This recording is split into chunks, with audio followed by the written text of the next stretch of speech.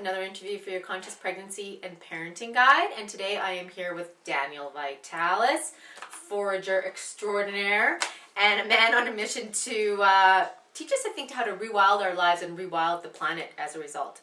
And I've just had the pleasure of listening to Daniel for the past 3 days, listening to his vast knowledge, and very vast, and I think probably just the tip of the iceberg, I'm sure, of what he knows.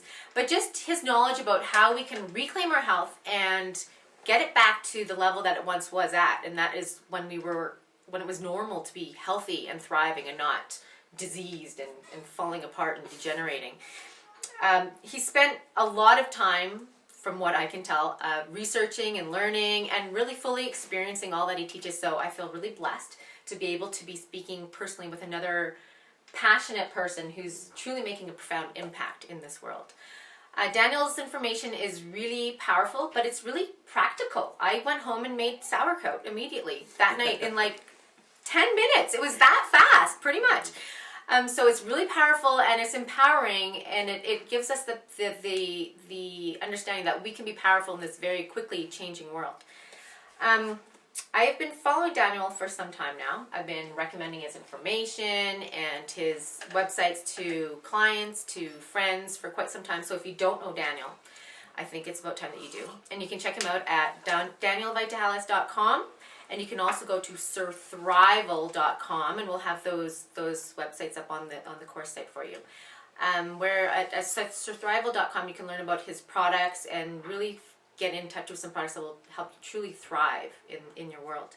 Also, you can go to YouTube and watch a whole bunch of interviews, interesting, fun, informative interviews with Daniel. Learn heaps of information on a bunch of topics. So thank you, Daniel, for being here today. Really appreciate it. A lovely introduction. Oh, well, thank you. So, okay, let's get started. Let's just talk about, I know you've been on quite the journey. You've been on a journey of veganism, raw foodism, vegetarianism, and you're absolutely not that now. So tell us a little bit about your journey to where you got today. Well, when I was about 15 years old, I got exposed to some ideas that maybe nutrition could actually affect who we are. That's so obvious to me now that to say that, like that I discovered that idea for myself seems almost like really immature and silly, but now, like looking at the world at large, I see that for a lot of people, the idea that you could change yourself, fundamentally change yourself with food, is a completely foreign idea to people. They are living in such a way out in the masses, as if you could just eat genetically modified food and completely refined foods and chemically laden foods with impunity, and it wouldn't have an effect on who you are.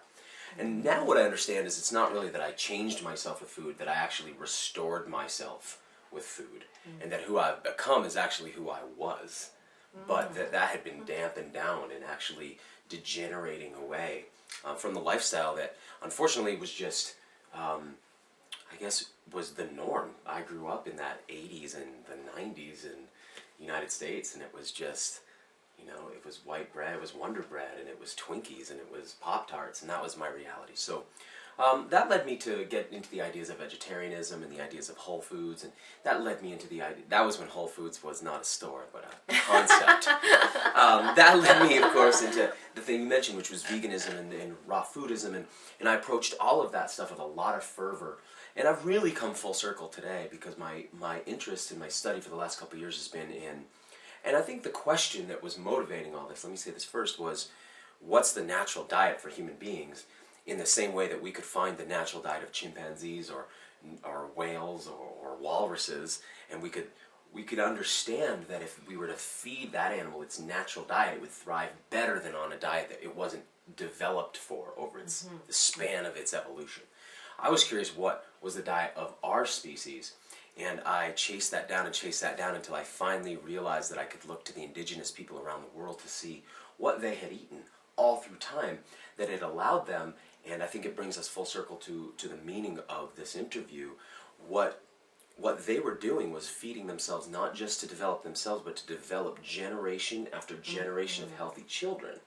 And so we can actually look to the indigenous people to not only find out what our natural diet is, but what natural diet will actually keep a people regenerating flawlessly nearly flawlessly. I mean without cavities, I mean without diabetes, I mean without cancer, and without heart disease. These diseases don't exist amongst the indigenous people. So now what I'm really interested in is how do I model not just my diet, but my entire lifestyle after the lifestyle and diet of the indigenous people from all around the world, and how do I share that with other people so that people can approximate that? I say that because we don't actually have a world where we can go backward to sort of who we used to be.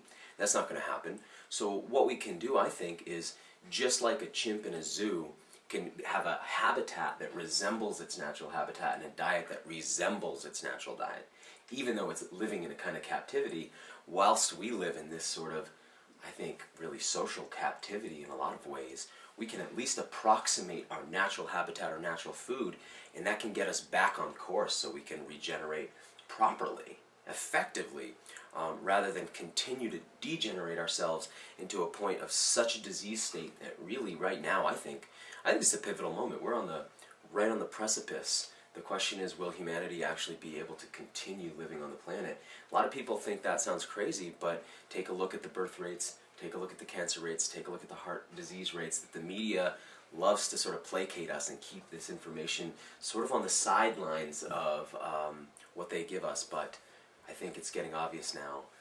This is the generation that has to make some serious choices about how we live, how we eat, how we reproduce, so that we can continue on to our bright future.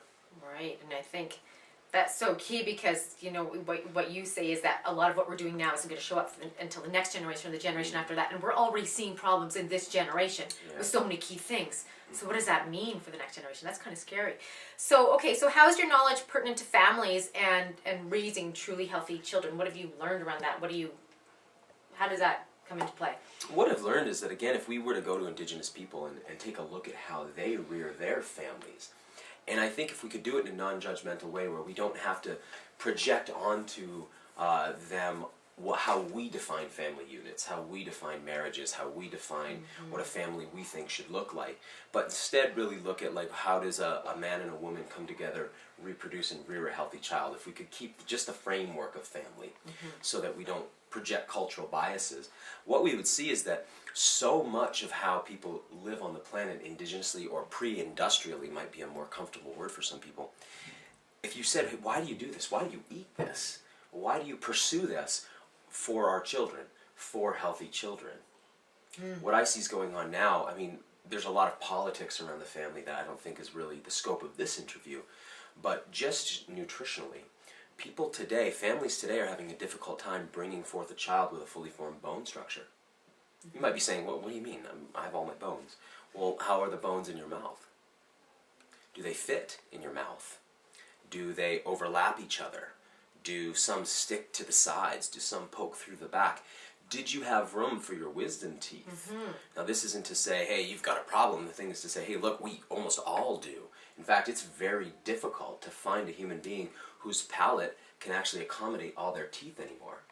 This is not the way of nature. In fact, if we look at indigenous people and pre-industrial people, we see that they have fully formed dental arches. We see that they have broad cheekbones as opposed to us today. Now, how does that impact a family? So you bring forth a child and the child's skull hasn't fully formed and the teeth are just symptomatic of that. Well, what's that mean for then the brain case, as an example? How irritating might it be if your brain can't be accommodated by your brain case? Could this cause a sort of attention deficit? Could this create children who are sort of uncomfortable in their own skin? I mean, if the brain doesn't even fit in the head. And now where we're at is using psychopharmacology on our children, aren't we? So rather than address any of our underlying symptoms, and rather than address our children with food and with nutrition, we see that indigenous people would prepare a woman for a couple of years before her pregnancy, right? So, you're a young woman, you're ready to maybe think about having a child. There's a diet that you'd go on to prepare you, to give you such rich nutrition that you can form this child's nervous system. Then after birth, there'd be another process of feeding to prepare to reestablish everything that was passed on to your child. These things are gone now. We're giving birth to children of such low nutritional diets, our diets, and then feeding them such low nutrition diets, the children are literally mad. They're literally gone mad, and so we use now psychopharmacology on so many children, then to dope them down, so they're very drugged up today, and this leads them into just, it's a downward spiral, as you know. Age 13, kids are crushing their Ritalin pills and snorting them, right, in the school bathroom. I mean, how far do we go with this? Right. So what does it mean for families? It means you can end this cycle.